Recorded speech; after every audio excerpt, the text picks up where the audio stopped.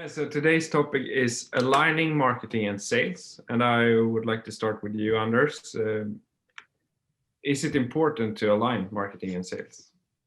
It depends, of course.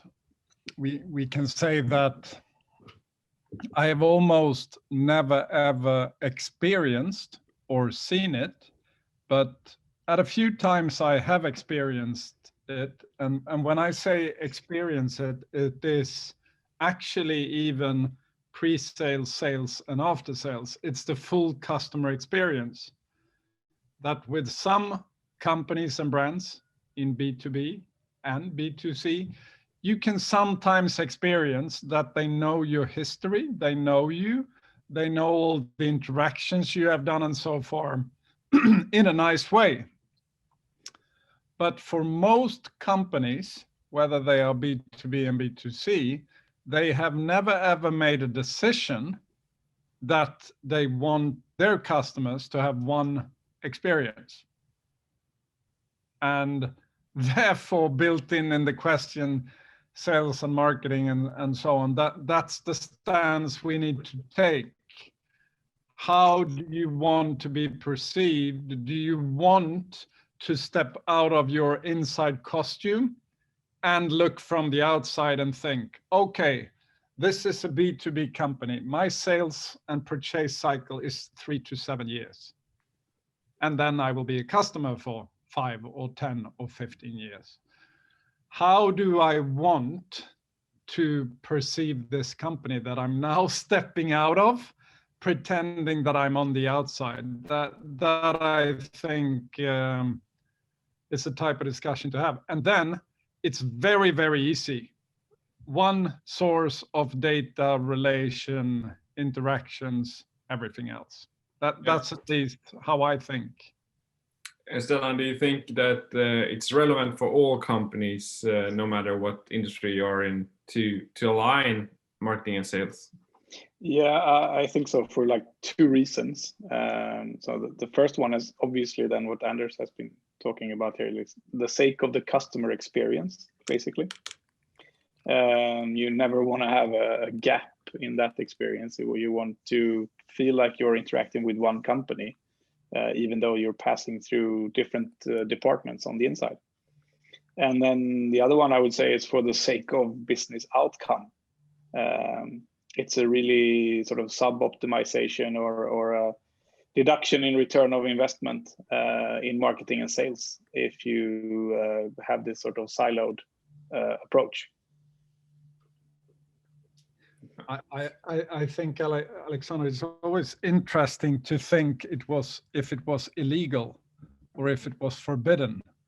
And let's phrase, okay, it's from now forbidden to run a marketing department. It's forbidden to run a sales department, and it's forbidden to run an after-sales department. And it's not enough just to rephrase it. You need one department. One department in the whole company called the customer department. No, the market department. Yeah, perhaps, or something else.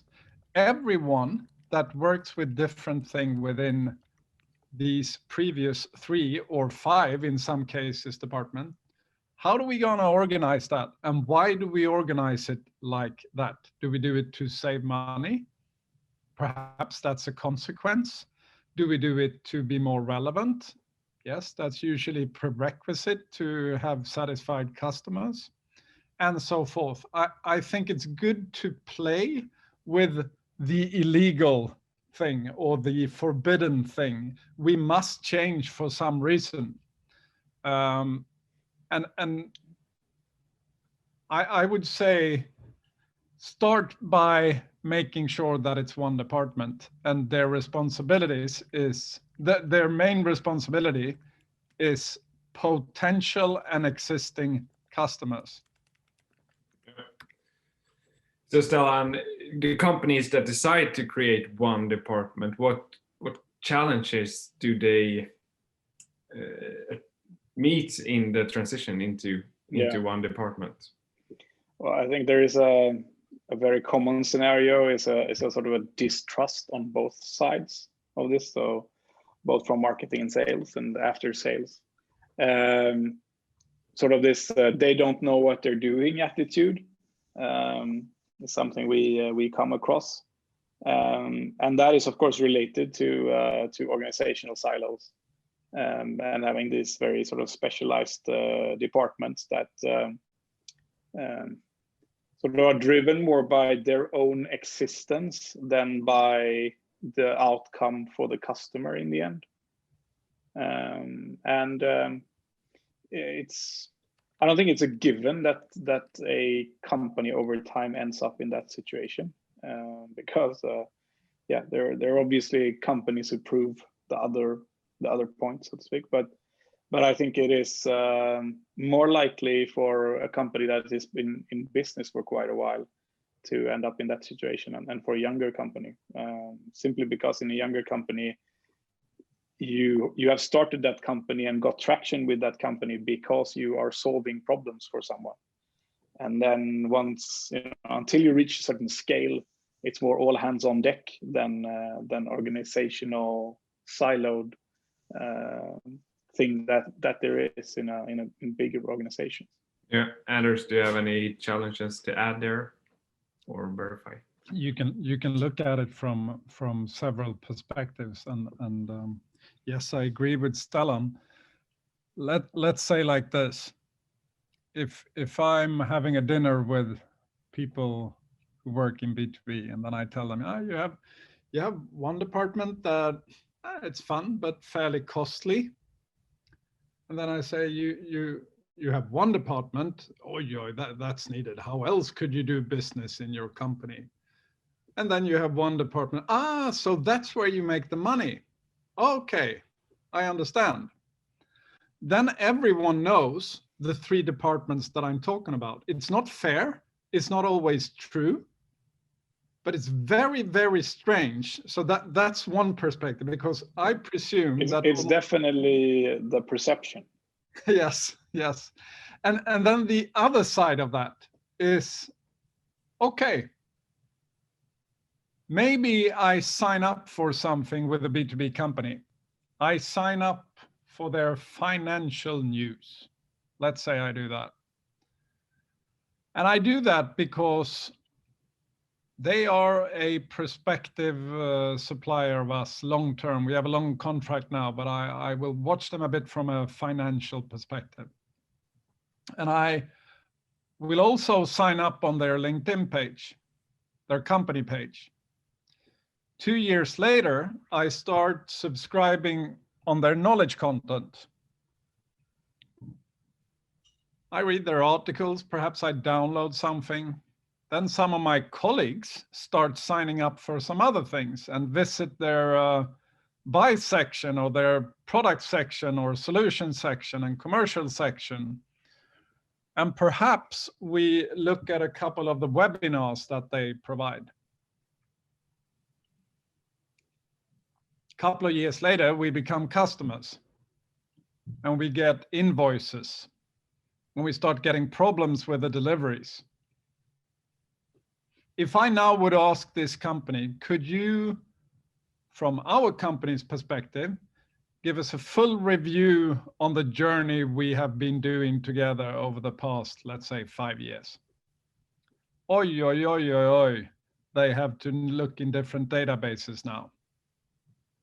In my world, they should only go to one tab saying companies, finding my companies, finding all these interactions the last 5 years. And if they want to look at me, they go to the contact tab of people and look at all my interactions, because I was very active early on. And now I'm active again 5 years later. In between there was a lot of influencers and users and decision makers in my company involved. I do actually not know any B2B company, at least industrial, that can show me this case. So that's an answer also on, sorry for the expression, damn it, change it. It's one experience, it's one custom interface. How valuable would it have been for this company to actually understand everything from the first IPs they met until all the questions and answers in our daily interactions and with service and after sales and ordering more and so forth. Yeah, that's a Yeah, clear. and you don't even have to go to sort of big data, AI, etc., to understand the importance. It's like it's here now. But then, of course, the one-liner, Stellan, is the big data bullshit that has been buzzing around for 10 years now to companies who don't even have email addresses to all the customers. I mean, there must be an end on the big data stress when you don't even have the email addresses. You have to start in the right place. So yeah. But at the same time, Alexander, it's a huge. We can sit here working for a small company, although we are trusted by fantastic companies. I mean, it's. I can't give any examples of companies or names for various reasons, but it's a huge step. But at the same time, as we get back to at many times, you need something in your remuneration model that motivates you to go this way. The number of times, can't mention the company, but 2008, for a huge global company, we presented how they should onlinify their full offering. And I will always remember the faces of all these sort of business area managers thinking, this will never happen, and I will keep my bonus. Because it's so easy to say, why don't they do this? And at the same time, it's so easy to find the motivation to do this. Change the bonus models, change the remuneration models, although huge respect for if the owners want to do it or not. Yeah. This is a very doable thing. Yeah. Very doable. So that would be your first thing to change, Anders. Things, incentives, numbers. If I would be the owner of one of the companies that I'm thinking about, yes, I will never be an owner of a company like that. But if I would be, yes, that would be the first thing I would do. And what would you change it to from being? I would firstly, I would forbid the 3 departments. Yeah. And make 1 department. And in a model, of course, you should prioritize people's readiness for the change, and you should prioritize what and how, and always prioritize why, so they understand why you make the change, because we will get the result based on both revenue and satisfaction very, very quickly. We will become unique as a company when we get the feedback. You know how it is to be me. That's easy for us and me to say, but I claim that it's as easy as that if the owners want it. Yeah, well, that bridges also this famous quote, which I don't remember who said, but that the culture eats strategy for business or for breakfast, and it's. I mean, we can decide what we want about the remuneration models, but if we don't have a culture that embraces the change, then we're not going to get all the way anyway. So that is also a super important component to make sure that but people are empowered to make this change. And whoever said it, it's a very, very true quote expression. Yeah, I looked it up. It's Peter Drucker. Well said, Peter. Yeah, and Stellan, if you were part of a marketing department and you were really understood and want to align your marketing with your sales, where would you start if Yeah, so two of the things we mentioned, I think we can add to it that it obviously has to be priority from leadership in both marketing and sales to make it happen. Someone very capable and someone with a very large mandate has to be in charge. So it's not you can't outsource it, or you can't sort of downsource it, if that's a saying. No, but it and the change has to be measured. So we have to be in agreement on how we shall measure the success of the change. So I think those are three very important components in addition to the other two mentioned. Could I answer from Stellan's perspective? Yeah. I am certain that he wouldn't sign on for that job if the task wasn't to make one department of it, because he knows from his background what he used to do before he worked at Suma, that it needs to be one department, because he has done this change once, and we don't need to dig further into that. But I think an individual like Stellan would never sign up without that being part of the task. And as Stellan said, I mean, if we talk middle-sized, that a bit larger company, let's say 1 billion Swedish kronor, 100,000 euro in 100 million euro in turnover and up. There's only one owner, that's the CEO. And there's only one more person needed, that's the CFO. And then say this is one department, the reasons for doing it is this and that. This is the tempo that we're expecting, and so on. But then, like we have discussed previously, then the owner needs to decide that, because very few of the CEOs in the companies we talk about own the company. Yeah. So who do you think are the gatekeepers in the transition to align marketing and sales? Could you generalize, say that the marketing wants it and sales are not, or is it completely? I very seldom hear the discussion. Yeah. Even on a philosophical level, I hear that companies talk, it's a prerequisite now that there needs to be a handshake, a mutual agreement between this and that. And at that point, we always try to say, oh, hold on. Where's the aftermarket part? Where's the customer support part? Will you only talk about prospects and becoming a customer? So I very seldom, I would say, Stellan, hear the discussion at all. Yeah, no, I was kind of saying, it's a good question, but I don't think you can identify one. I think people are very busy doing what they're tasked to do. Yeah.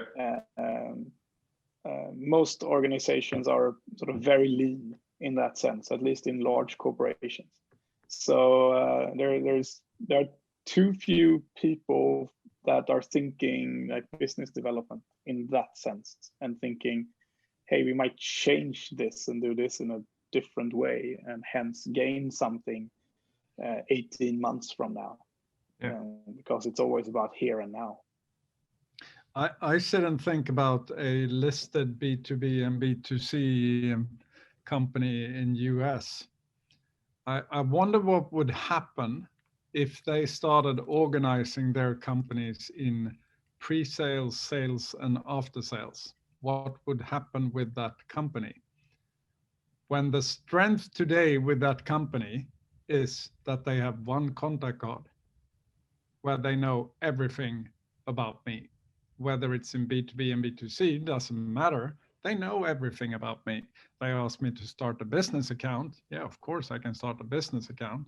I have more addresses, and I know we talk a lot about this company, but what would happen with that company and their revenue if they started dividing in pre-sales, sales, and after sales?